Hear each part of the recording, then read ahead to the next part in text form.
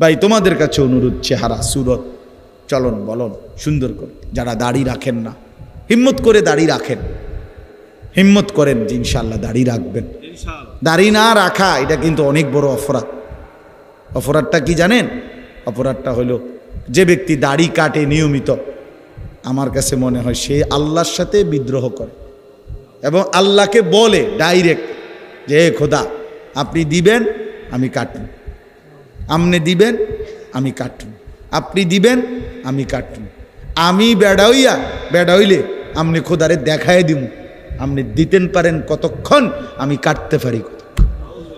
তো আল্লাহও যেন বলে বান্দা কাটতে থাকো, আসতে থাকো, কাটতে কাটতে একদিন তো আমার কবরে আইবা, তো তখন প্রথম রাতেই প্রথম ঘন্টায় টাঙ্গাইয়া যখন ফিটমু তখন বুঝবা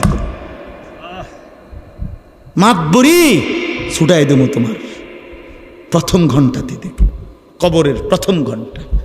হাত্তা তাখতালিফা আদলাহু, আল্লাহর নবী বলছেন কবর যখন প্রথম মিনিট নাফরমানকে কবরে একটা চাপ দিবে, তো ডান পাশের মাটি বাম দিকের মাটি ডান দিকে, মানে ডান পাঁজরের হাড্ডি ভাঙ্গা চুইরা এই পাশে চলে যাবে, এই পাশের হাড্ডি ভাঙ্গা এই পাশে চলে যাবে। 1 মিনিটে নাফরমান সোজা চুরচুর হয়ে যায়। অহংকার করো না, মাতবরি দেখাইও না, সবাইরে বললাম কেউ বড়াই করেন না। যে নারী বেপর্দা তারে বইলেন তোমার এই রূপ যৌবন পোকামাকড়ের ঘরে চলে যাবে কবরে। অসংখ্য সুন্দরী নারী এই পৃথিবীতে কবরের খোরাক, মাটির খোরাক হয়েছে। আল্লাহ তাআলা আমাদের সবাইকে তৌফিক দান করেন। হিম্মত করলাম তো ইনশাআল্লাহ, 5 ওয়াক্ত নামাজ পড়বো তো ইনশাআল্লাহ। আল্লাহ তৌফিক দান করে সকাল সন্ধ্যা কিছু কিছু জিকির করবেন, আল্লাহওয়ালাদের কাছে আসা যাওয়া করবেন এবং নিজের জীবন সুন্দর করার চেষ্টা করবেন, নবী সাল্লাল্লাহু আলাইহি সাল্লামের অনুসরণ করার ফিকির করবেন। আল্লাহ তাআলা আমাদের সবাইকে তৌফিক দেন, কবুল। আমি আপনাদের সামনে পবিত্র কোরআনুল কারীমের 5 নম্বর পারা 4 নম্বর সূরা, কোরআনুল কারীমের সূরায়ে নিসা, সূরাটির নাম। এই সূরার 69 নম্বর আয়াত, এই একটি আয়াত তেলাওয়াত করেছি। ইনশাআল্লাহ এই আয়াতটিকেই সামনে রেখে সামান্য কিছু কথা আমরা আপনাদের সামনে আরজ করতে চাই। আল্লাহ তাআলা আমাদেরকে তৌফিক দান করে। এই আয়াতের একটা ছোট্ট প্রেক্ষাপট আছে, কেন নাজিল হলো আয়াতটা। কোরআন শরীফের বিভিন্ন আয়াত, বিভিন্ন সূরা রাসূলুল্লাহ সাল্লাল্লাহু আলাইহি ওয়াসাল্লামের জামানায় বিভিন্ন প্রশ্ন, বিভিন্ন অবস্থা, বিভিন্ন ঘটনা, বিভিন্ন বিষয়ের ক্ষেত্রে সামনে রেখে নাজিল হয়েছে। তো এগুলোকে শানে নুজুল বলে, মানে অবতীর্ণের কারণ।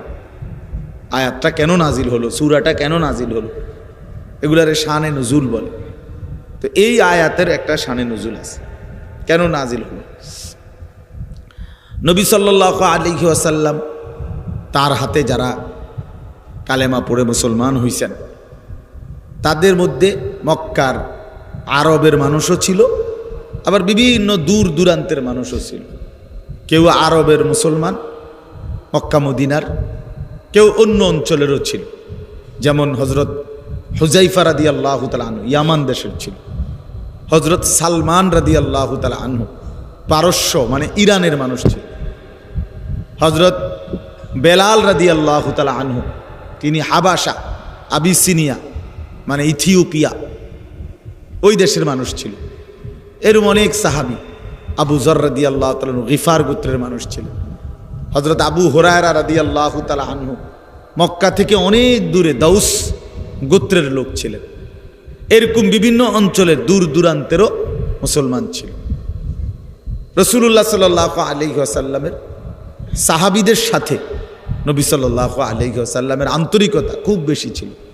যেই কোনো বিষয় অকপটে দিলে আসলে ওনারা আল্লাহর নবী সাল্লাল্লাহু আলাইহি সাল্লামের কাছে পেশ করতেন, বলতেন, আর রাসূলুল্লাহ সাল্লাল্লাহু আলাইহি সাল্লাম ওয়াহির মাধ্যমে আল্লাহ তাআলার পক্ষ থেকে সমাধান দিতেন।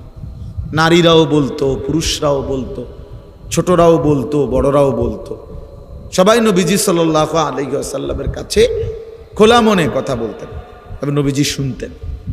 হাদিসের মধ্যে আছে আল্লাহ নবী সাল্লাল্লাহু আলাইহি ওয়াসাল্লাম তিনি কেউ কথা বলতে চাইলে পুরা চোখ দিয়ে তার দিকে তাকাইয়া পুরাটা শুনতেন, সে শেষ করা পর্যন্ত শুনতেন। নবীজি সাল্লাল্লাহু আলাইহি সাল্লাম কারোর সাথে মুসাফা করলে ওই লোক যতক্ষণ হাত না সরাইতো নবীজি নিজে হাত টেনে নিতেন না। নবী সাল্লাল্লাহু আলাইহি ওয়াসাল্লাম ডানে বামে কেউ ডাক দিলে তো পুরা চেহারা ঘুরাইয়া তার দিকে তাকাইতেন এবং শুনতেন তার কথা। রাসূলুল্লাহ সাল্লাল্লাহু আলাইহি ওয়াসাল্লামের আখলাক অনেক সুন্দর ছিল, অনেক সুন্দর। প্রতিটা সেকেন্ড নবী সাল্লাল্লাহু আলাইহি ওয়াসাল্লামের আখলাক সর্বোচ্চ সুন্দর ছিল, সর্বোচ্চ সুন্দর। সব কিছুই সুন্দর, সব কিছুই শ্রেষ্ঠ, সব কিছুই সবচেয়ে সুন্দর। সুবহানাল্লাহ, সব কিছু, একেবারে সকল কিছু সবচেয়ে সেরা, সবচেয়ে সুন্দর। তো একদিন আল্লাহ নবী সাল্লাল্লাহু আলাইহি ওয়াসাল্লামের একজন সাহাবী, উনি ছিলেন হাবশি, এই কালো নিগ্রু মানুষ, আফ্রিকা, একদম কুচকুচে কালো নিগ্রু সাহাবী। আল্লাহ নবী সাল্লাল্লাহু আলাইহি ওয়াসাল্লামের কাছে আইসা উনি একটা কথা নবীজিকে বলছে, ইয়া রাসূলুল্লাহ, আমার একটা বিষয় জানার ছিল। আল্লাহ নবী সাল্লাল্লাহু আলাইহি ওয়াসাল্লাম বললেন, বলো। সাহাবী সিধা সাদা মানুষ, সহজ সরল কথা বলতে চাইছেন। মোমেনের সিফাত এটা, মোমেন আল মুমিনু গিররুন কারীম, মোমেন সাদা সিধে হয়, মোমেন ভদ্র হয়। আল্লাহ রাসূল সাল্লাল্লাহু আলাইহি সাল্লাম বলছেন, লা ইয়াখদাউ ওয়া লা ইউখদাউ, মোমেন কাউকে ধোকাও দেয় না। নবীজি বলছেন মোমেন ধোকাও খায় না। এত বেকুবও না যে তাকে কেউ ধোকা দিবে, আবার এত বাটফারও না যে সে অন্যকে ধোকা দিবে।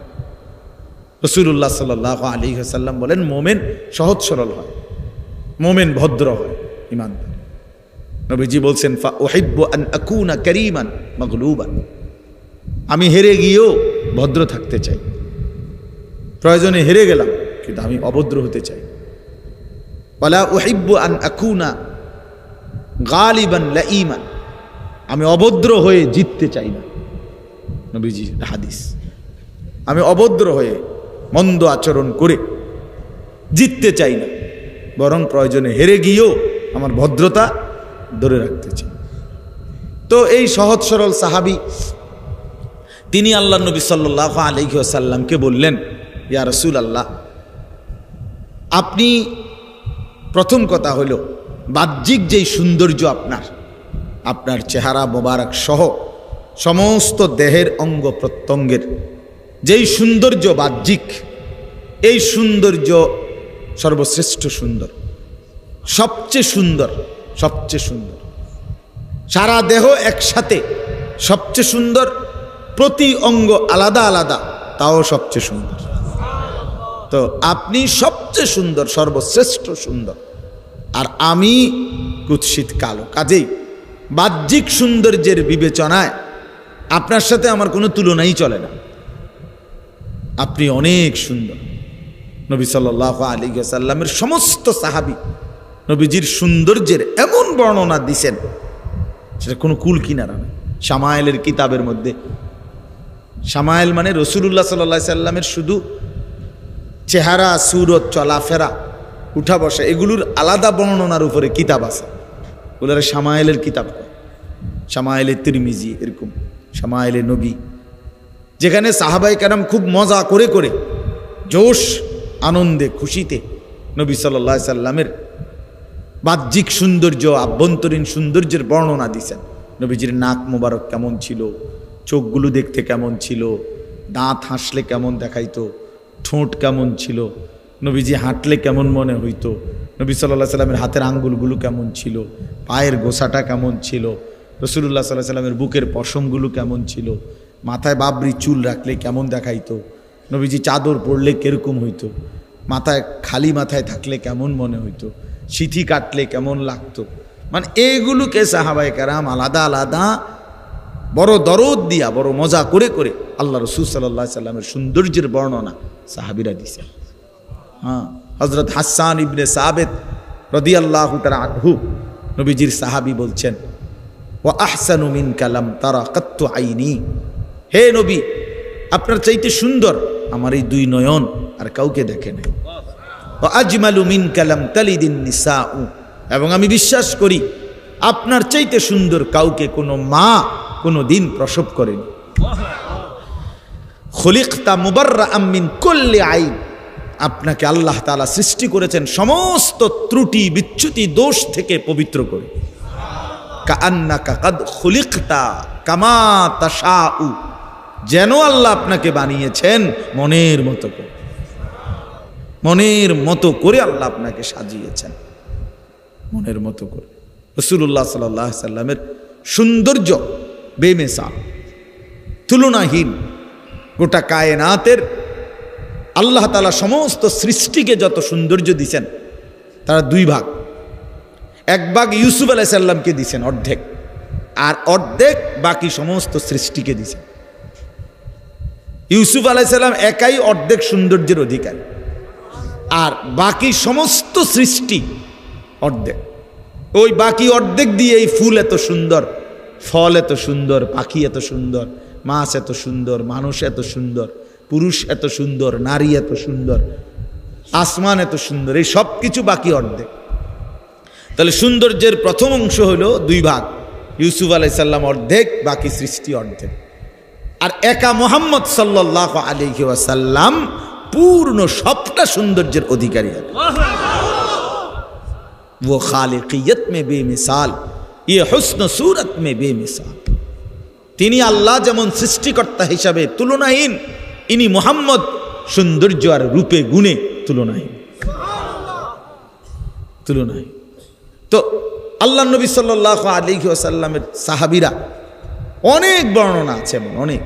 নবীজিকে বলছেন পূর্ণিমার চাঁদের দিকে তাকাইয়া বলছেন, ইয়া রাসূলুল্লাহ, আল্লাহর কসম আপনি পূর্ণিমার চাঁদের চাইতেও সুন্দর।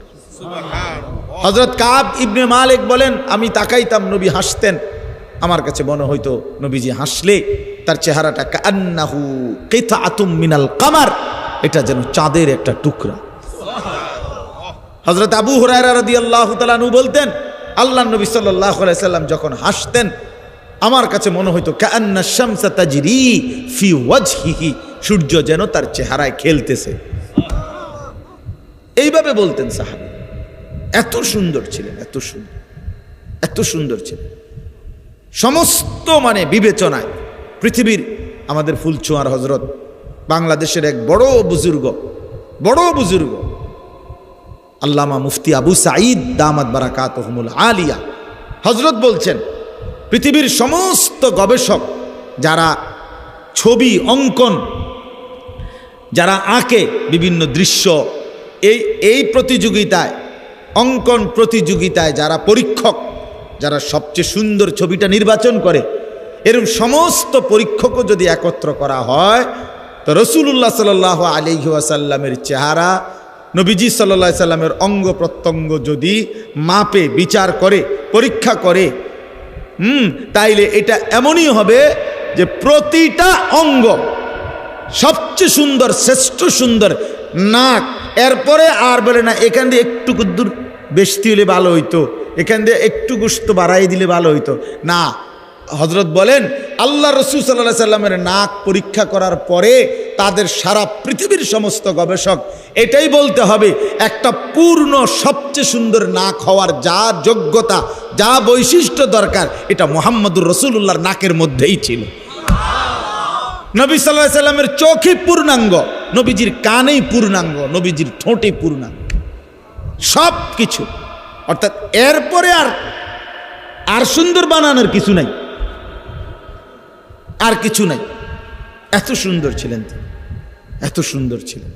তো এই সাহাবী বলতেছেন, ইয়া রাসূলুল্লাহ, আপনার সৌন্দর্যের সামনে আমি তো কুৎসিত কালো, আমার কোনো তুলনাই চলে না, আপনি সর্বশ্রেষ্ঠ সুন্দর বাহ্যিক দিক দিয়ে। এবার আসেন, উনি দ্বিতীয় কথা বললেন, ওই হাবশি সাহাবী বলতেছেন, কালো সাহাবী, ইয়া রাসূলুল্লাহ, যেরকমভাবে বাহ্যিক দিক দিয়ে, বাহ্যিক সৌন্দর্যের বিবেচনায় আপনার সাথে আমার কোনো তুলনা নাই, ঠিক তেমনিভাবে আভ্যন্তরীণ সৌন্দর্য, একটা তো হলো বাহ্যিক সৌন্দর্য, আর একটা হলো অন্তরের সৌন্দর্য, মানে আর্থিকভাবে, আভ্যন্তরীণভাবে যত গুণ, ঈমান, ইলম, হিকমত, তাকওয়া, জুহুদ, দুনিয়া বিমুখতা, সবর, হ্যাঁ, তাওয়াক্কুল, যত উত্তম গুণাবলী আছে মানবীয় ভিতরে, একজন সর্বশ্রেষ্ঠ উত্তম যত আখলাক, চরিত্র, গুণাবলী, বৈশিষ্ট্য, এগুলোর দিক থেকেও আপনি সর্বশ্রেষ্ঠ। বুইসতুলি উতাম্মিমা মাকারিমাল আখলাক। আল্লাহ নবী সাল্লাল্লাহু আলাইহি ওয়াসাল্লাম বলেন, সমস্ত চরিত্রের পরিপূর্ণতা দানের জন্যই আমি রাসূল আল্লাহর পক্ষ থেকে আবির্ভাব হয়েছি। ক্ষমা, সর্বশ্রেষ্ঠ ক্ষমা কেমন হয় এটা রাসূলুল্লাহ সাল্লাল্লাহু আলাইহি ওয়াসাল্লামের মধ্যে ছিল। ধৈর্য, সর্বশ্রেষ্ঠ ধৈর্য কেমন হইতে হয় নবীজির মধ্যে ছিল। পরোপকার, সর্বশ্রেষ্ঠ কেমন হওয়া উচিত নবীজির মধ্যে ছিল। মানুষের কল্যাণকামিতা, এরকম যেই কোনো যাকেই আমরা উত্তম গুণ বলি তার সব কিছু আল্লাহ তাআলা রাসূলুল্লাহ সাল্লাল্লাহু আলাইহি ওয়াসাল্লামের মাধ্যমে উনার মধ্যে পূর্ণ করে দিয়েছে, পূর্ণ করে দিয়েছে। হ্যাঁ, হুসনে ইউসুফ দমে আইসা ইয়াদে বাইদা দারি আঁচে খুবা হামা দারন্দ তু তনহা দারি। আল্লামা ইকবাল বলছেন, হে নবী, ইউসুফের সৌন্দর্য, মুসার মোজেজা, ঈসার মোজেজা, এভাবে ১৬ লক্ষ নবী রসুলের সমস্ত গুণ বৈশিষ্ট্য যদি আপনি একা আপনার মাঝে খুঁজি, তু তনহা দারি, আপনি একাই সব নিয়ে আছেন, আপনি একাই সব বৈশিষ্ট্য। তো এই হাবশী সাহাবী বললেন, ইয়া রাসূলুল্লাহ, আপনার আভ্যন্তরীণ আত্মিক ভিতরের আখলাক, চরিত্র, গুণ সেটাও শ্রেষ্ঠ, আমার সাথে কোনো তুলনা নাই। কিন্তু শোনেন মনোযোগ দিয়ে, উনি বলতেছেন তাইলে আমার বাহ্যিক সৌন্দর্যের সাথেও আমার কোনো তুলনা হয় না, আভ্যন্তরীণ সৌন্দর্যের সাথেও আমার কোনো তুলনা হয় না।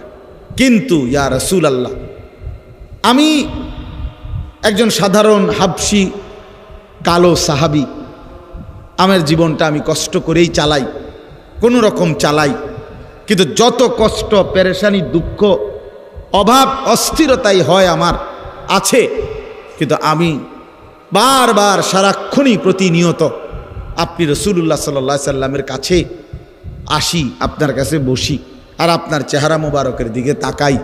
তিনি বলেন, আল্লাহর কসম নবী, আপনার ওই চেহারায় আনোয়ার, আপনার ওই সৌন্দর্যপূর্ণ চেহারা দেখলেই আমি আমার সমস্ত দুঃখ, বেদনা, অস্থিরতা, পেরেশানি, অভাব সব ভুলে যাই, সব মিটে যায় আমার।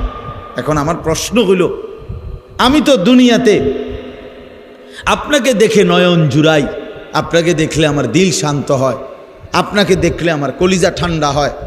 এখন মৃত্যুর পরে আপনিও একটা সময় চলে যাবেন, আমিও একটা সময় চলে যাব। আল্লাহ তাআলা আপনাকে সর্বশ্রেষ্ঠ জান্নাতের মধ্যে রাখবেন আমি জানি, আমারে জান্নাত দিবেন কিনা তার কোনো নিশ্চয়তা নাই। যদি দেনও আল্লাহ দয়া করে আমার একটা জান্নাতে রাখবেন, আর আপনাকে রাখবেন সর্বশ্রেষ্ঠ জান্নাতে। এখন আমার প্রশ্ন হলো, ইয়া রাসূলুল্লাহ, দুনিয়াতে তো আমি আমার সমস্ত দুঃখ সুখের উপশম আপনি, আপনারে দেখলে আমি সব ভুলে যাই। এখন জান্নাতে যদি আমারে থাকতে দেয় এক জায়গায়, আপনি থাকবেন সুউচ্চ সুমহান জান্নাতে, সেখানে তাইলে আমি তো আপনারে দেখব না, আমি তো থাকবো একটা আমার জান্নাতে। আমি যদি আপনাকে তখন না দেখি তো আমার জান্নাতে থাকাটাও কষ্টকর হয়ে যাবে। এই কথাটা আমি বুঝতে পারছি। আমি কি করুন তখন, আমি কেমনে থাকবো? কি ফিকির, সাহাবীদের ফিকির কি, রাসূলুল্লাহ সাল্লাল্লাহু আলাইহি সাল্লামের প্রতি ভালোবাসাটা কি? তো আল্লাহ নবী সাল্লাল্লাহু আলাইহি ওয়াসাল্লাম খামোশ হয়ে গেলেন, নবীজি চুপ হয়ে গেলেন, কোনো উত্তর দেন নাই।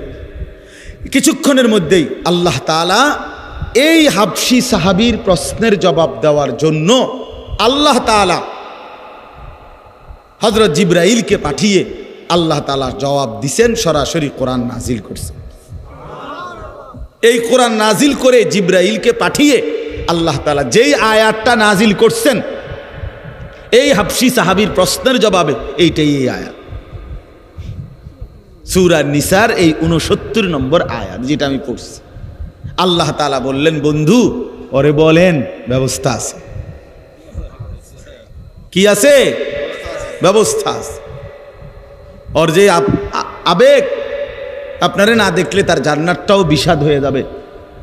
আপনারে দেখতে চায়, আপনার সাথে থাকতে চায়, পরে বলে দেন উপায় আছে। তো আল্লাহ তাআলা বলেন 2টি শর্ত পূরণ করতে হবে। 2টি শর্ত পূরণ করলে আমি আল্লাহ ওয়াদা দিলাম, আমি এই 2 শর্ত যে পূরণ করবে এমন প্রত্যেক ইমানদার বান্দাকে আমি আল্লাহ আপনি রাসূলের সাথেই থাকতে দেব, আপনার সাথেই থাকতে দেব। শুধু আপনি না, বরং আদম থেকে ঈসা 1.25 লাখ আম্বিয়াদের সাথে থাকতে দেব। শুধু আপনারা নবীদের সাথে না, নবীদের পরে উম্মতের ইমানদারদের মধ্যে সর্বশ্রেষ্ঠ মানুষ যারা সিদ্দিক বলে, যাদেরকে নবীর পরে উম্মতের মধ্যে মানুষের সর্বশ্রেষ্ঠ পদমর্যাদা ধর্মীয় হলো সিদ্দিক, এই সিদ্দিকদের সাথে থাকতে দেব। যারা আমার রাস্তায় শহীদ হয়েছে শহীদদের সাথে থাকতে দেব। যারা আমার নেক আল্লাহওয়ালা বান্দা তাদের সাথেই আমি থাকতে দেব। শর্ত কয়টা? 2টা। ওমান ইউতিল্লাহ ওয়ার রাসূল, সহজ শর্ত, আল্লাহ এবং আপনি রাসূলের আনুগত্য করতে হবে। জীবনভর কষ্ট করে হলেও, সুখে কিংবা দুঃখে, রাতে কিংবা দিনে, একাকী কিংবা প্রকাশ্যে, আপনি রাসূলের ইত্তেবা করতে হবে, আল্লাহর আনুগত্য করতে হবে, রাসূলের আনুগত্য করতে হবে। আল্লাহ বলেন এই 2 শর্ত পূরণ করতে বলেন, আল্লাহর আনুগত্য, রাসূলের আনুগত্য। তাহলে কি হবে? ফাউলাইকা মাআল্লাযীনা আনআমাল্লাহু আলাইহিম, তখন ওই মানুষগুলো থাকবে আমি আল্লাহ আমার যেই স্পেশাল নিয়ামত প্রাপ্ত বান্দা যারা, তাদের সাথে। আমার নিয়ামত প্রাপ্ত বান্দারা 1 নাম্বার সমস্ত নবী রাসূলগণ, মিনান নাবিয়িন ওয়াস সিদ্দিকিন, সমস্ত সিদ্দিকগণ, নবীদের পরে যাদের স্তর, ওয়াস শুহাদা, আমার রাস্তায় যারা জীবন বাজি রেখে শহীদ হয়েছে তাদের সাথে তারা, ওয়াস সালিহিন, এবং আমার সমস্ত নেক বান্দারা যারা আমার হুকুম সদা প্রতিনিয়ত পালন করেছে। আল্লাহ বলেন আর এটাও বলে দেন, শোনো বান্দা, হে ইমানদার, হাসরের ময়দানে যদি নবী রাসূল সাল্লাল্লাহু আলাইহি সাল্লাম, সিদ্দিক, শহীদ এবং নেককারদের সঙ্গী হতে পারো, তখনই বুঝবা ওয়া হাসুনা উলাইকা রফিকা, তারা কতই না উত্তম বন্ধু তোমার, বড় বেশি উত্তম বন্ধু হবে। হায় যদি নবীদের সঙ্গী হও, সিদ্দিকের সঙ্গী হও।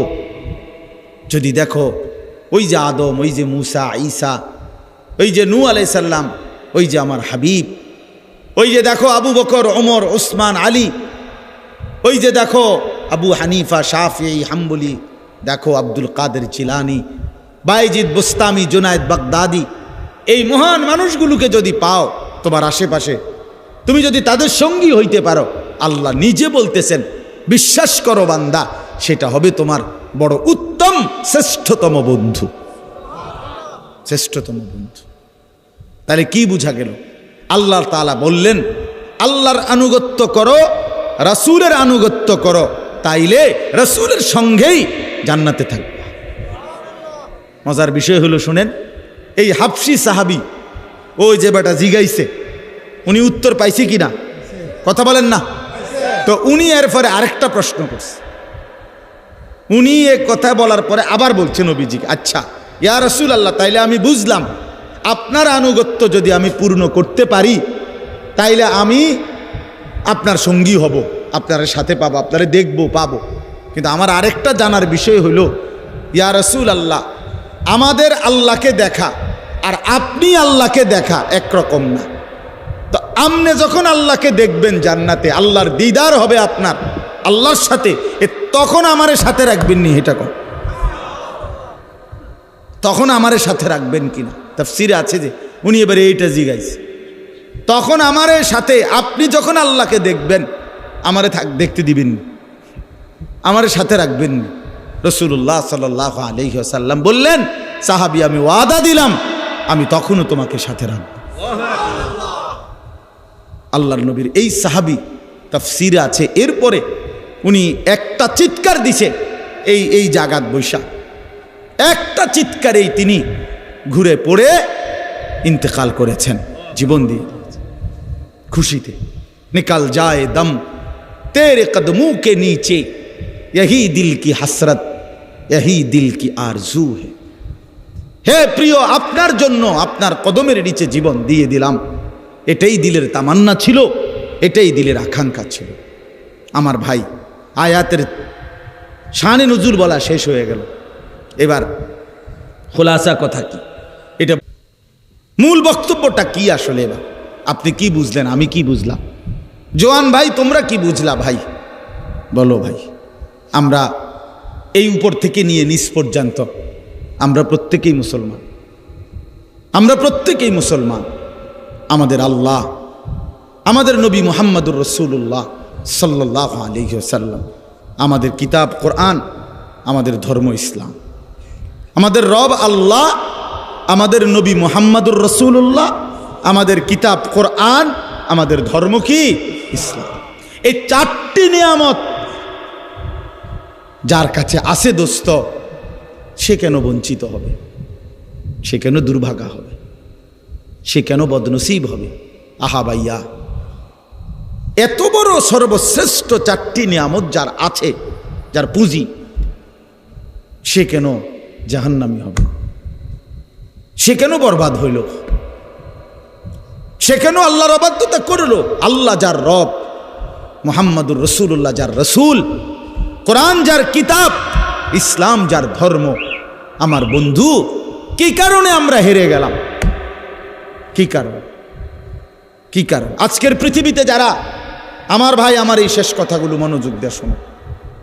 আজকের পৃথিবীতে যারা খ্রিস্টান, সারা পৃথিবীতে, গোটা ইউরোপের সব খ্রিস্টান, তাদের কারো কাছে, কসম আল্লাহর, তাদের কারো কাছে, খ্রিস্টানরা ঈসা নবীর অনুসারী, কিন্তু তাদের কাছে ঈসা নবীর উপরে নাজিলকৃত আল্লাহ যেই ইনজিল কিতাব নাজিল করছে, আসমানি কিতাব, ওই আসমানি কিতাবের কোনো নিখুঁত কপি, ওই কিতাবের কোনো মূল কপি সারা পৃথিবীর, এই মুহূর্তে সারা পৃথিবীতে যত কোটি কোটি খ্রিস্টান আছে, যত জাদুঘর আছে তাদের, যত গবেষণাগার আছে তাদের, কারো কাছে, তাদের কাছে একটি নিখুঁত আল্লাহ কর্তৃক নাজিলকৃত ইনজিল আসমানি কিতাব তাদের কাছে নাই।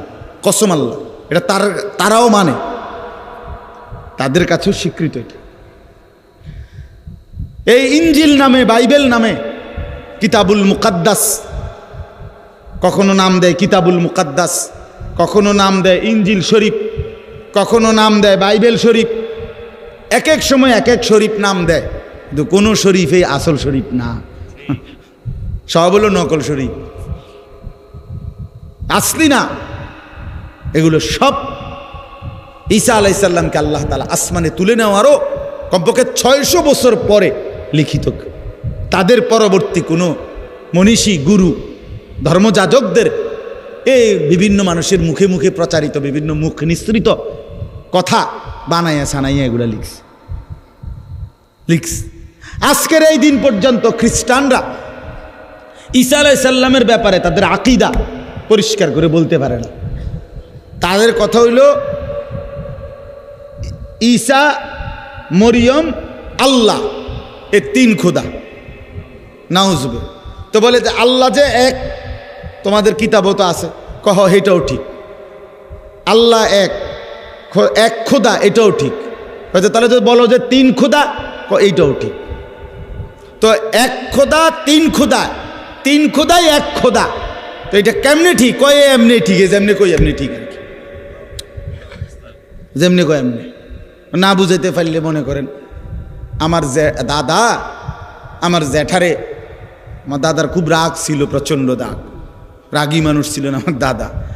তো ক্ষেতের মধ্যে ধান, আরে ক্ষেত ওই গরু দিয়া, হালের গরু দিয়া ক্ষেতে হাল চাষ করবার সময় আমার বড় জ্যাঠা কি কথা মনো দেরি করছে না জানি কি, দাদা এই গরুরে যেটা দিয়ে বাইরায়, যে আগের দিনের, হ্যাঁ, এইগুলা দিয়ে ফিরতে ফিরতে জ্যাঠারে একবার শোয়াই লাইছে খেতে কাদার মধ্যে। তো জ্যাঠার খুব জ্বর উঠছে, অসুস্থ হয়ে গেছে জ্যাঠা।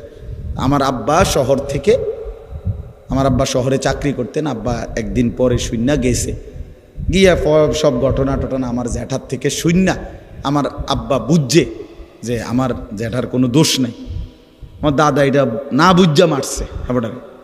তো দাদারে আমার আব্বা এটা বুঝাইয়া কইছে যে আব্বা আপনি যে হাবড়ারে মারলেন বড় মিয়ারে, এইভাবে বুঝাই কইছে যে এটা আপনার এটা ভুল হয়েছে, আপনি মানে মূলত এই ঘটনা উনি করে নাই বা এই কারণে যেটা। তো দাদা বুঝছে কথাটা যে না আসলে তারে অন্যায়ভাবে কি করছে মারছে। তো আমার দাদা চুপ করে একটু পরে আমার দাদা হঠাৎ আমার আব্বারে কইছে তাহলে হেতে দৌড় দিল না কা, বুঝেন নাই কথা? হ্যাঁ দৌড় দিল না কা, এইটাই দোষ। হ্যাঁ হ্যাঁ দোষ হলো কি দৌড় দিল না কা, হে যদি নির্দোষ হইতো তো দৌড় দিত। তাই এরা এত বেশি বানোয়াটি, খ্রিস্টানরা একেবারে গাঁজাখুরি কথাবার্তা, এদের বানোয়াটি কথা। আমাদের বাংলাদেশে এরা এই উত্তরবঙ্গে পার্বত্য চট্টগ্রামে আপনারা জানেন প্রতিদিন মুসলমানদেরকে খ্রিস্টান ধর্ম বানানোর ষড়যন্ত্র করছে। ষড়যন্ত্র না, বানাচ্ছে বানাচ্ছে বানাচ্ছে প্রতিদিন। আমাদের এই ছোট্ট বাংলাদেশে, ছোট্ট এই বাংলাদেশে আমরা দিনাজপুর ছিলাম দাওয়াত ও তাবলীগের সফরে, 40 দিনে দেখছি একটি জেলার মধ্যে না হয়তো 50টা। ওই বাংলাদেশে মিয়া একটা জেলায় কমপক্ষে 50টা হবে গির্জা বাংলাদেশে, অথচ তাদের ধর্মের কোনো গভীরতা বলতে কিচ্ছু নাই। তাদের কাছে আসমানি কোনো নিখুঁত কিতাব নাই, ঈসা আলাইহিস সালামের শিক্ষা তাদের কাছে মোটেই নাই। ইয়াহুদি আজকের পৃথিবীতে, পৃথিবীর গোটা পৃথিবীর বিস্ফোরা, গোটা পৃথিবীর যন্ত্রণার নাম কে? ইয়াহুদি, ইয়াহুদ, ইসরায়েল। এই কুত্তার মতো নিকৃষ্ট জানোয়ার পৃথিবীতে কেউ নেই।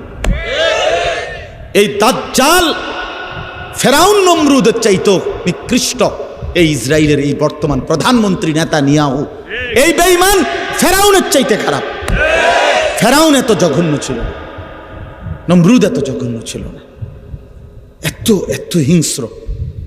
এই ইহুদিদের কাছে আসমানি কিতাবের কোনো শিক্ষাই নেই, শুধু উচ্ছৃঙ্খলা, বিশৃঙ্খলা, সন্ত্রাসী, অন্যায়, জবরদখল, মানুষের রক্তে, মুসলমানের রক্তে জমিন ভিজায় দেওয়া, এই তাদের জিন্দেগি, এই জিন্দেগি।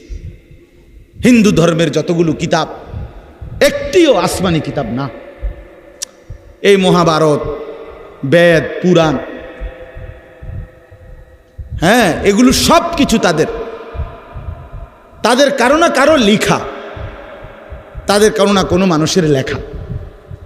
তাইলে হিন্দু ধর্মের ওয়ালাদের কাছেও আসমানি কোনো কিতাব নাই, খ্রিস্টানদের কাছে আসমানি কিতাব যেটা আল্লাহ নাজিল করছে সেটা নাই।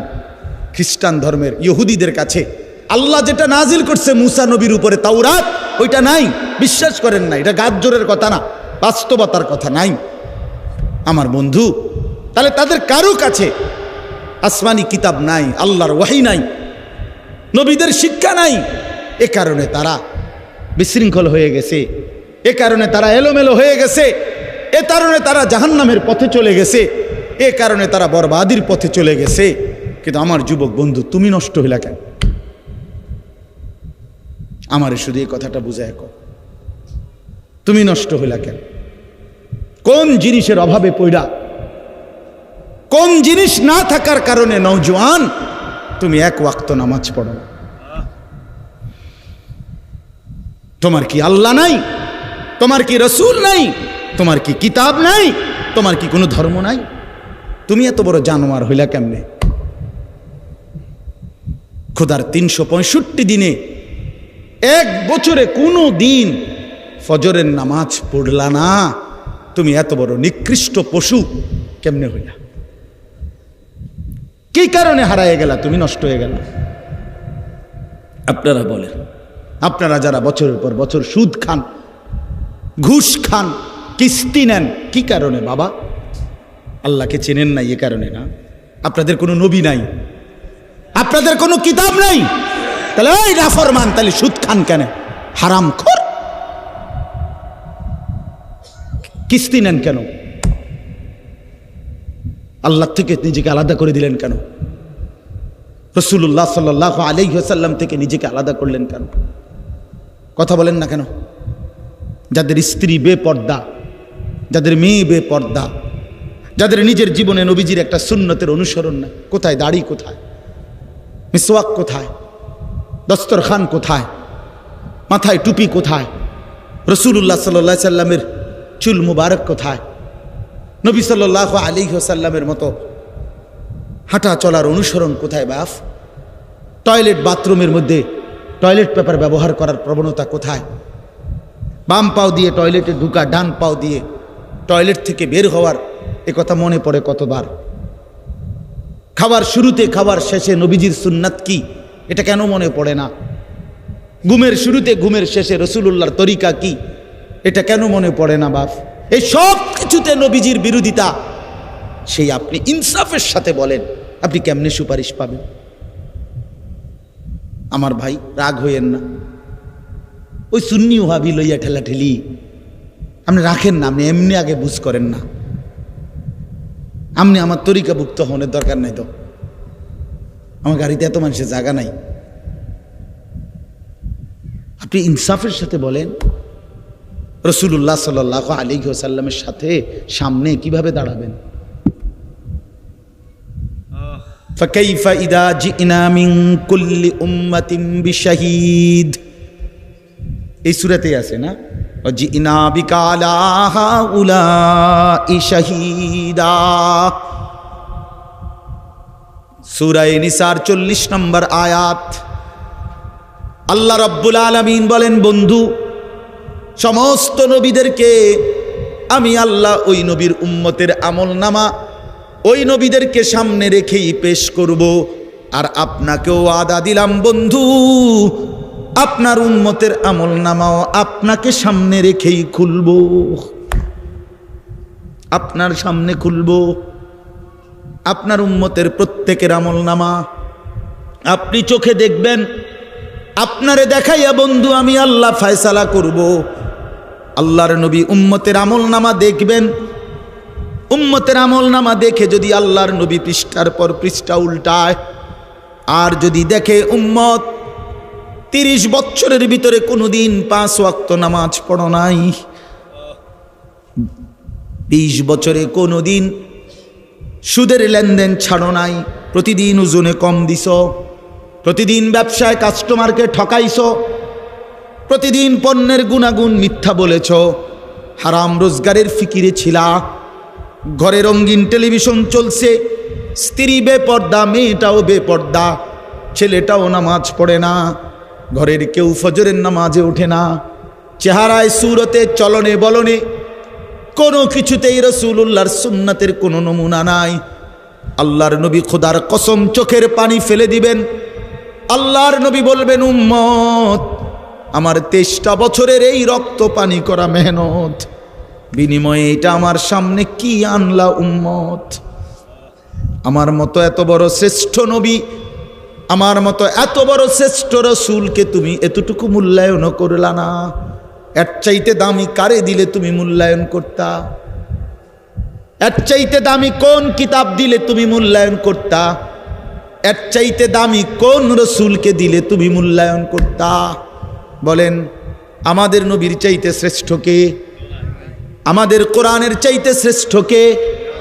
আমাদের ইসলামের চাইতে শ্রেষ্ঠ কে বন্ধু? তাইলে এতগুলো শ্রেষ্ঠ জিনিস দিও তোমার মন ভরাইতে পারলো না। ওফো, কি পরিমাণ গাদ্দার, কি পরিমাণ গাদ্দার! এই নাফরমান, কি পরিমাণ গাদ্দার তুমি! যুবক ছেলেরা, তোমরা যারা নামাজ পড়ো না, হ্যাঁ তোমরা নিকৃষ্ট গাদ্দার, একেবারে নিকৃষ্ট মানুষ, একেবারে নিকৃষ্ট মানুষ, অসভ্য মানুষ, জন্তু জানোয়ার এত খারাপ না, বেনামাজি যত নিকৃষ্ট। বেটা কুকুর বিড়াল গরু ছাগল এত নিকৃষ্ট না, না বেটা এত ফালতু না। কুত্তা আল্লাহর নাফরমানি করে না, বিড়াল আল্লাহর নাফরমানি করে না, শুকর আল্লাহর নাফরমানি করে না। ওরে আল্লাহ বানাইছে যেমন, ওই আছে হেমন, ওর নাফরমানি কি আবার? কথা বলেন না কেন? কুকুরের কোনো হালাল হারাম আছে? বিড়ালের জন্য কোনো হালাল হারাম আছে? তো হে নাফরমানি কিতাবার তুমি করলাটা কি? ফাবিআইয়ি হাদিসিম বা'দাহু ইউমিনুন। বন্ধু আমার, কোরআনুল কারীমের মধ্যে আছে, আল্লাহ বলেন, অনেকক্ষণ আল্লাহ তাআলা জাহান্নামীদের কথা বলতে বলতে আল্লাহ একটা পর্যায়ে একটা সূরার লাস্ট আয়াতে আল্লাহ বললেন, বান্দা ফাবিআইয়ি হাদিসিম বা'দাহু ইউমিনুন, আমার বান্দা এরপরে আর কোন কথা বললে তুমি ঈমান আনতা? আল্লাহ আফসোস করে, আমার বান্দা আর কেমনে বললে, আমি আল্লাহ আর কেমনে বললে তুমি ঈমান আনতা? আমি আর কি দিলে ঈমান আনতা? আমি আল্লাহ তোমারে সব কিছু দিলাম, আমি রসুল দিলাম, আমি কোরআন দিলাম, আমি ইসলাম দিলাম, বিনিময়ে আমি কিছুই পাইলাম না, একটা সেজদাও পাইলাম না, একটা সেজদাও পাইলাম। আল্লাহ আমাদেরকে মাফ করে দেন, আল্লাহ আমাদেরকে বুঝ দান করেন। যুবকরা, বয়স্ক চাচারা, বাবারা, জিন্দিগিটা শেষ করে দিয়ে রাসূলুল্লাহ সাল্লাল্লাহু আলাইহি সাল্লামের অনুসরণ ছাড়া খোদার কসম সুপারিশ মিলবে না। এত রং না বাপ, সুপারিশটা আপনারা যারা মনে করছেন মামুর বাড়ি, হ্যাঁ না চাচা, নবীজির সুপারিশ হাউজে কাউসারের পানি, ইডি জিলাপি দিয়া না, বিরিয়ানি দিয়া না, খিচুড়ি দিয়া না, রাগ হওয়ার সুযোগ নাই। হ্যাঁ, প্রতারিত হইয়েন না, আপনি আমার দলভুক্ত হওয়ার দরকার নাই, আপনি আমনের জায়গাতে থাকেন, আপনি আমনের তরিকাতেই থাকেন, কিন্তু ধোকা খাইয়েন না, ধোকা খাইয়েন, ধোকা খাইয়েন না, প্রতারিত হইয়েন না। শুধু গান, শুধু গজল, শুধু ঢোল, শুধু ফুল, শুধু মিছিল, শুধু স্লোগান, হ্যাঁ, শুধু জিলাপি, শুধু বিরিয়ানি না বন্ধু। এত বড় শ্রেষ্ঠতম রাসূল 23 বছরে এই সামান্য এই কয়েকটা বিষয়ের জন্য আমাদের কাছ থেকে চেয়ে নবীজি আমাদের কাছ থেকে ভালোবাসার দাবিতে কয়টা বিরিয়ানি আর কয়টা জিলাপি আর কয়টা খিচুড়ি, আর আমরা নবীর জন্য একটা গাড়িতে ফুল লাগাবো, আর কিছু প্লে কার্ড দিয়ে আমরা স্লোগান দেব, চিৎকার দেব, হই হুল্লোড় করব। খালাস, 23 বছরের রাসূলুল্লাহ সাল্লাল্লাহু আলাইহি সাল্লামের মেহনতের হক আদায় হয়ে গেছে তো? এটা ইনসাফ বলে? তাইফের রক্তের বদলা হলো তো? উহুদের দান দান শহীদের বদলা হলো তো? পেটে পাথর বাঁধা এই ক্ষুধার কষ্টে এটার হক আদায় হয়ে গেছে তো? তাইলে তাইলে কিতা সুন্নি, কিতা ওয়াহাবি, কিতা হ্যাঁ, কিতা আসলে কে লাগাই দিল এটা? কে লাগাই দিল? কি লাগাই দিল? যদি সুন্নি মানে হয় রাসূলুল্লাহ সাল্লাল্লাহু আলাইহি সাল্লামের সুন্নাতওয়ালা, তো এটাও তো মুমিনের হওয়া দরকার। যদি ওয়াহাবি অর্থ তো হলো আল্লাহওয়ালা, আল্লাহর নাম এটা ওয়াহাব, তো আল্লাহওয়ালাও তো মুমিনের হওয়া দরকার, নবীওয়ালাও তো মুমিনের হওয়া দরকার। আল্লাহ তো বলছেন ওয়ামান ইউতিইল্লাহ ওয়ার রাসূল, আল্লাহর আনুগত্য যে করবে, রাসূলের আনুগত্য যে করবে, তো এক মুমিন তো আল্লাহওয়ালাও হওয়া দরকার, নবীওয়ালাও হওয়া দরকার। কথা বলে, নামাজ পড়বেন আল্লাহর হুকুম, অনুসরণ করবেন রাসূলের তরিকা, রোজা রাখবেন আল্লাহর হুকুম, কিন্তু অনুসরণ করবেন রাসূলের তরিকা। সোজা হিসাব, সোজা হিসাব। এই জন্য আপনাদের কাছে আমার অনুরোধ, মেহেরবানি করে ছেলেরা, বাবারা, পর্দার আড়ালের মা বোনরা, সবাই মিলে সিদ্ধান্ত, এত বোকা হইয়েন না, এত বোকা হইয়েন, এত বোকা হইয়েন। অনেক ছেলে দেখেন তাকাইয়া, মাশাআল্লাহ অনেক ছেলে বসছে, কিন্তু বন্ধু চেহারা দেখলেই বোঝা যায় নামাজ পড়ো না, চেহারায় দয়া মায়া নাই, চেহারায় দয়া মায়া নাই, চুলের কোনো সাইজ নাই, চেহারার কোনো সুরত নাই, জামা কাপড় পোশাকের কোনো তাল নাই, কি করো, কি খাও, কোথায় রাত কাটাও, সারা রাত এই এক মোবাইল দিয়া জিন্দিগি পার করতেছ, এটা সুস্থ স্বাভাবিক মানুষ হইতে পারে না। এত ছবি, এত নারী, এত উলঙ্গ দৃশ্য কোনো স্বাভাবিক মানুষ দেখে না। এ তো পাগল ছাড়া, মাতাল ছাড়া আর কেউ না, আর কেউ এক ওয়াক্ত নামাজ পড়তে পারে না, মন চায় না, আমি সেদিন বললাম যে আপন মা জীবিত, আমার এই কথাটা শেষ খেয়াল করে, আপন মা বাবা জীবিত, ঘরে ছেলেটা ঘরে ঘুমায়, বাপ মাও আছে, কিন্তু বছরের পর বছর কোনোদিন নামাজ পড়ে না, বাপ মাও কিছু বলে না। আরে বাবা, বিশ্বাস করেন, আমার কাছে মনে হয় জানেন যে এই সন্তানের উপরে আল্লাহর এত বড় লানত পড়ছে, খোদার গজব পড়ছে তার উপরে, যে আল্লাহ তাআলা তার মা বাবার কলজাত থেকেও এই সন্তানের আখেরাতের ফিকির সরায় দিছে। আপন মা বাবা আর আপন সন্তানের ফিকির করে, যা তুই বাদ, তুই নষ্ট হয়ে যা, যা নষ্ট হয়ে যা। এই জন্য আমি অনুরোধ করছি, একটা ছেলেও যদি শুনে থাকেন, একটা বাবাও শুনে থাকেন, পুরা কোরআনুল কারীমের মধ্যে আল্লাহ তাআলা বিশ্বাস করেন। আবারও বলছি, নবীজির কথা বারবার আল্লাহ বলছে, ফাত্তাবিউনি, আমার নবীকে অনুসরণ করো, ইউহিব্বুকুমুল্লাহ, আমি ভালোবাসবো, ওয়াত্তাবিউহু লাআল্লাকুম তাহতাদুন, আল্লাহ বলেন আমার রাসূলের অনুসরণ করো, নিশ্চিত হেদায়েত পেয়ে যাও।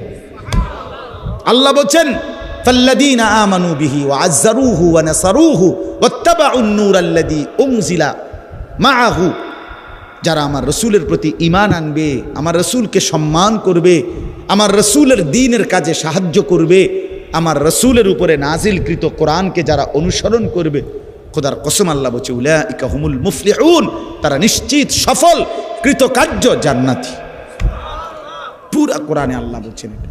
রাসূলুল্লাহ সাল্লাল্লাহু আলাইহি সাল্লামের ভালোবাসা আল্লাহ তাআলা অনুসরণের মাধ্যমে বুঝাইছেন। অনুসরণ সুন্নাত মোতাবেক, পেশাব, পায়খানা, ওযু, গোসল, হাঁটা চলা, উঠা বসা, খানা খাদ্য, ঘর পরিবার, স্ত্রী সংসার, বাজার ব্যবসা, আয় রোজগার, লেনদেন, দেশ জাতি রাষ্ট্র পরিচালনা, সকল বিষয়ে আল্লাহ নবী সাল্লাল্লাহু আলাইহি ওয়াসাল্লামের তরিকা অনুসরণ করা। বলে আমি এক লগে হুজুর সবডি কুলামু পারমুনি, আমনে সবডি পারতেন না বললা শুরুই করতেন না, এটা কোন কথা? কথা বুঝেন নাই আপনি? আমাদের আরবিতে একটা প্রবাদ আছে, মা লা ইউদরিকু কুল্লু লা ইয়াতরুকু কুল্লু, যেটা তুমি ফুরাটা ফাটতা না, এই কারণে ফুরাটা ছাইরো না। বুঝেন নাই কথাটা? এই জন্য আজকে ইনশাআল্লাহ আমরা এই সিদ্ধান্ত নেই প্রত্যেকেই যে আমরা প্রিয় নবী সাল্লাল্লাহু আলাইহি ওয়াসাল্লামকে অনুসরণের মাধ্যমে ভালোবাসব। কিসের মাধ্যমে কোন? আবার বলেন ভাই, কিসের মাধ্যমে? ঝগড়াঝাটির কোনো দরকার নেই, জান্নাতে যাওয়া দরকার। সবাই নিয়ত করেন ইনশাআল্লাহ যে সবাই জান্নাতি হব, জান্নাতি হওয়া দরকার। জাহান্নাম টিকবেন না, কবরের আযাবে টিকবেন না, কবরের আযাবে টিকবেন না। আমরা কিতাবে পড়ছি ঈসা আলাইহিস সালাম, নূহ আলাইহিস সালামের জামানার ওনার একজন সন্তানকে কবর থেকে উঠাইছেন আল্লাহর কুদরতে। দেখছেন ওনার চুল দাড়ি সাদা হয়ে গেছে। তো নূহ আলাইহিস সালামের জামানার মানুষের চুল দাড়ি সাদা হতো না, কিতাবে আছে, যত বৃদ্ধই হইতো। ঈসা আলাইহিস সালাম জিজ্ঞেস করছে, আপনার চুল দাড়ি সাদা হলো কেন? কোচে বলে, শুনেন, 450 বছর দুনিয়ার হায়াত পাইছি আমি, আমার কোনো দিন চুল দাড়ি সাদা ছিল না, হয় নাই। কিন্তু শুধুমাত্র মালাকুল মউত আজরাইল যখন আমার জান কবজ করে, তিনি বলেন, ওই নূহ আলাইহিস সালামের বংশধর বলে, আল্লাহর কসম, এই জান কবজের সময় সাকরাতুল মউত, মৃত্যুর যেই যন্ত্রণাটা লাগছে, ওই এইটুকু যন্ত্রণায় আমার চুল দাড়ি সাদা হয়ে গেছে। এরপরে তো রইছে বাপ, এরপরে তো রইছে সামনে, এরপরে তো সামনে রয়েছে হযরত, আমার কাছে কিতাব, আমার গাড়িতে কিতাবটা আছে। হযরত ইব্রাহিম আলাইহিস সালাম একদিন আজরাইলকে বলছে, আজরাইল, কোনো নাফরমান পাপীর রুহু যে কবজ করো তুমি, তখন তোমার চেহারাটা কিরকম হয়, আকৃতিটা আমার এটা একটু দেখাও। হযরত ইব্রাহিম আলাইহিস সালামকে আজরাইল বলছে, আল্লাহর কসম, হে নবী, আপনি সহ্য করতে পারতেন না, আপনি এটা দেখতে চাইেন না। ইব্রাহিম আলাইহিস সালাম বললেন, না, আমার একটু হলেও দেখাও। তো আজরাইল এই বিভৎস আকৃতি, মানে নাফরমানের জান কবজ করার সময় ওনার যে চেহারার আকৃতি হয়, এই চেহারাটা ধরে ইব্রাহিম আলাইহিস সালামকে দেখাইলেন। বিশ্বাস করেন, এই কিতাবে আছে, ইমাম কুরতুবীর কিতাব। ইব্রাহিম আলাইহিস সালাম একটা চিৎকার মাইরা বেহুশ হয়ে গেছে। হুঁশ আসার পরে ইব্রাহিম আলাইহিস সালাম বললেন, আল্লাহর কসম, আয় আল্লাহ, মালিক আপনার কসম, কবরের আযাব, জাহান্নামের আযাব কোনো নাফরমানের জন্য কিছুই লাগবে না, শুধু আজরাইলের এই ভয়ানক দৃশ্য জান কবজের সময় একবার দেখলেই তার সারা জিন্দেগীর নাফরমানির শাস্তির জন্য এটাই যথেষ্ট। বন্ধু আমার, কষ্ট হবে, ছেলেরা নষ্ট হইয়া শেষ পর্যন্ত কিন্তু খুব বেশি আগাইতে পারত না। এই জন্য আজকে যারা বসছে সবার কাছে অনুরোধ করি, আমরা আল্লাহ এবং রসুলের আনুগত্য, ইসলামের দিকে ফিরে আসা, এইটা আমাদের মধ্যে নিরাপত্তা, এটার মধ্যেই আমাদের মুক্তি, দুনিয়ার শান্তি, আখিরাতের শান্তি। আল্লাহ তাআলা আমাদেরকে তৌফিক দান করেন। আজকের এই মাহফিলটা আল্লাহ তাআলা কবুল করে নেন। যুবকদের এই যে মুহইয়ুস সুন্নাহ শব্দের অর্থ কিন্তু সুন্নাতের জীবন দানকারী, অর্থাৎ সুন্নাতের অনুসরণকারী, সুন্নাতকে জীবন দানকারী, সুন্নাতকে বাস্তবায়নকারী। এজন্য এই নাম, এটার কিন্তু অর্থ হলো এই যারা সুন্নাতকে অনুসরণ করবে। এজন্য শুধু নাম সর্বস্ব যেন না হয়। যেই যুবকরা আয়োজন করেছে, ভাই তোমাদের কাছে অনুরোধ, চেহারা, সুরত, চলন বলন সুন্দর করে, যারা দাড়ি রাখেন না হিম্মত করে দাড়ি রাখেন, হিম্মত করেন যে ইনশাআল্লাহ দাড়ি রাখবেন। দাড়ি না রাখা এটা কিন্তু অনেক বড় অপরাধ। অপরাধটা কি জানেন? অপরাধটা হলো যে ব্যক্তি দাড়ি কাটে নিয়মিত, আমার কাছে মনে হয় সে আল্লাহর সাথে বিদ্রোহ করে এবং আল্লাহকে বলে ডাইরেক্ট যে হে খোদা, আপনি দিবেন আমি কাটুন, আপনি দিবেন আমি কাটুন, আপনি দিবেন আমি কাটুন, আমি বেড়া হইলে আপনি খোদারে দেখায় দিব, আপনি দিতেন পারেন কতক্ষণ, আমি কাটতে পারি কতক্ষণ। তো আল্লাহও যেন বলে বান্দা কাটতে থাকো, আসতে থাকো, কাটতে কাটতে একদিন তো আমার কবরে আইবা, তো তখন প্রথম রাতেই প্রথম ঘন্টায় টাঙ্গাইয়া যখন ফিটমু তখন বুঝবা, মাতবরি ছুটাই দেবো তোমার প্রথম ঘন্টাতে, দেখ কবরের প্রথম ঘন্টা, হাত্তা তাখতালিফা আদলাহু। আল্লাহর নবী বলছেন, কবর যখন প্রথম মিনিট নাফরমানকে কবরে একটা চাপ দিবে, তো ডান পাশের মাটি বাম দিকের মাটি ডান দিকে, মানে ডান পাঁজরের হাড্ডি ভাঙ্গা চুইরা এই পাশে চলে যাবে, এই পাশের হাড্ডি ভাঙ্গা ওই পাশে চলে যাবে। 1 মিনিটে নাফরমান সোজা চুরচুর হয়ে যায়। অহংকার করো না,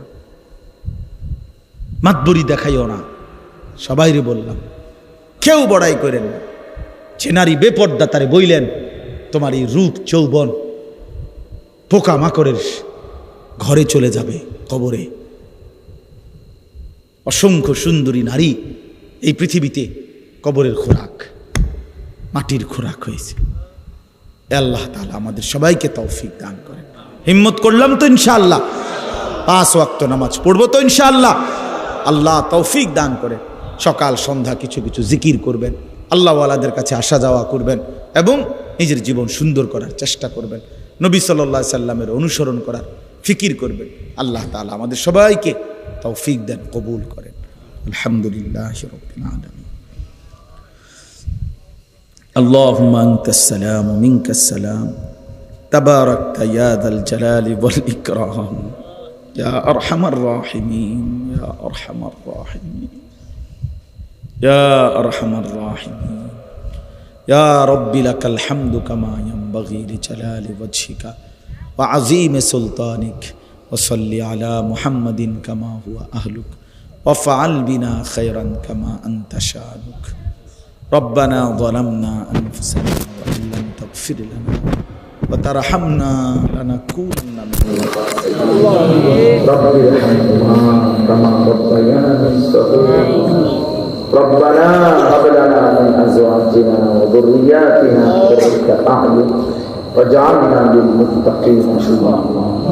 ربنا آتنا في الدنيا حسنة وفي الآخرة حسنة وقنا عذاب النار.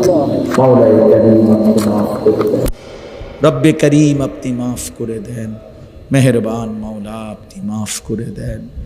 রাত অনেক গভীর মাওলা, চারিদিকে অন্ধকার মাওলা, আপনার কোটি কোটি বান্দা ঘুমায় গেছে, আমরা অল্প কয়েকজন নাফরমান ঘুমাই নাই।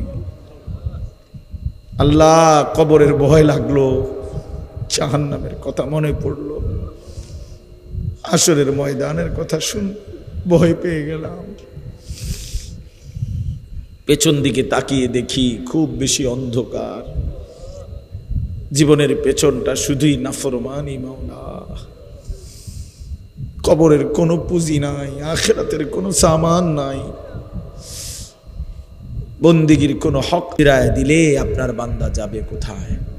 আর কোথাও আশ্রয় নাই, আর কোথাও ঠিকানা নাই। আপনি মাফ করে নেওয়ালা, আপনি মাফ করে দেন। আযাব দিলে আপনার কোনো লাভ নাই, মাফ করে দিলে আপনার কোনো ক্ষতি নাই। দেন, মাফই করে দেন। বাবাকে মাফ করে দেন, মাকে মাফ করে দেন, দাদা দাদি নানা নানিকে মাফ করে দেন, চাচা মামা ফুফা খালুকে মাফ করে দেন, চাচি মামি ফুফি খালাকে মাফ করে দেন, বিবিকে মাফ করে দেন, ছেলে মেয়েকে মাফ করে দেন, ভাই বন্ধুদেরকে মাফ করে দেন, আত্মীয় স্বজনদেরকে মাফ করে দেন, পাড়া পড়শিকে মাফ করে দেন, কবরবাসীদেরকে মাফ করে দেন, কিয়ামত পর্যন্ত কবরের আযাব মাফ করে দেন। জিন্দিগিটা সুন্দর করে দেন, আখলাক সুন্দর করে দেন, চেহারা সুন্দর করে দেন, চুল সুন্দর করে দেন, দাড়ি সুন্দর করে দেন, লেবাস সুন্দর করে দেন, আখলাক সুন্দর করে দেন। কদম কদম বন্ধুকে অনুসরণ করবার তৌফিক দান করেন আল্লাহ। সুন্নাতের মোহব্বত দান করেন, সুন্নাতের হক আদায়ের তৌফিক দান করেন, আপনার বন্ধুর ইত্তেবা অনুসরণ করবার তৌফিক দান করেন আল্লাহ। ঝগড়া নয়, বিবাদ নয়, ভালোবাসে অনুসরণ করে একসাথে জান্নাতি হতে চাই মাওলা। সবাই মিলেই জান্নাতে যেতে চায়, আপনাকেই পেতে চাই, রাসূল সাল্লাল্লাহু আলাইহি সাল্লামকেই পেতে চাই আল্লাহ। আপনি মাহরুম করবেন না, বঞ্চিত করবেন না। প্রতিটা যুবককে নামাজি বানিয়ে দেন, সেজদাওয়ালা বানিয়ে দেন, কাঁদনেওয়ালা বানিয়ে দেন। বয়স্ক বাবা চাচাদেরকে আল্লাহ চায়ের আড্ডা, দোকানের আড্ডা থেকে হেফাজত করেন, বিড়ি সিগারেটের আড্ডা থেকে হেফাজত করেন, আরও বেশি নেক আমলের তৌফিক দেন। মা বোনদেরকে পর্দা পুশিদা দান করেন, প্রতিটা মুসলমানকে কবুল করে নেন। এই মুহইয়ুস সুন্নাহ যুব সংগঠন আপনি কবুল করে নেন আল্লাহ। বারবার প্রতি বছর এই সম্মেলন আরও সুন্দর, আরও বড় ইন্তেজামের সাথে করবার তৌফিক দান করেন আল্লাহ। আজকের আয়োজনে বরকত দেন, যে যেভাবে সহযোগিতা করেছে কবুল করে নেন। প্রতিটা টাকায়, প্রতিটা ফিকিরে, প্রতিটা খেদমতে, মেহনতে আপনি উত্তম বিনিময় দান করেন। রব্বির হামহুমা কামা রব্বায়ানি সগীরা। আয় আল্লাহ, সুস্থ বিমারি যারা শিফা করে দেন, কামাই রুজিতে হালাল বরকত দিয়ে দেন, আমার দেশ নিরাপদ করে দেন, খায়ের ও বরকত দান করেন, গোটা দেশে খায়ের ও বরকত দান করেন। প্রতি ইঞ্চি জমিনে কোরআনের হুকুম জারি করে দেন, ইসলামের আলো জ্বালিয়ে দেন, ইনসাফগার শাসক দান করেন আল্লাহ। ইমামে আদেল দান করেন, আর কোন জালেম চাপায় দিয়েন না, আর জুলুমের শিকার হতে চাই না মাওলা। আমাদেরকে একজন ন্যায়পরায়ণ শাসক দান করেন, আমাদেরকে একজন ইনসাফগার শাসক দান করেন। আয় আল্লাহ, রাত গভীরে শেষ ফরিয়াদ, গাজা, ফিলিস্তিন, লেবাননের মুসলমানকে হেফাজত করে আল্লাহ। রক্তে মুসলমানের জমিন ভিজে আছে, আপনি দয়া করেন, আপনি দয়া করেন, আপনি দয়া করেন। মাজলুমের উপরে রহম করেন। আয় আল্লাহ, ইসরায়েলের বেঈমান জালেমকে ধ্বংস করে দেন আল্লাহ। ফেরাউন নমরুদের চাইতে এই প্রধানমন্ত্রী ইসরায়েলের, তাকে নিকৃষ্ট পরিণতি দেন আল্লাহ। তার অত্যাচার আর জুলুম থেকে মুসলমানদেরকে বাঁচান মাওলা, বাঁচান মাওলা। রব্বির হামহুমা কামা রব্বায়ানি সগীরা। সুবহান রাব্বিকা রব্বিল ইজ্জাতি আম্মা ইয়াসিফুন, সালামুন আলাল মুরসালিন, আলহামদুলিল্লাহ।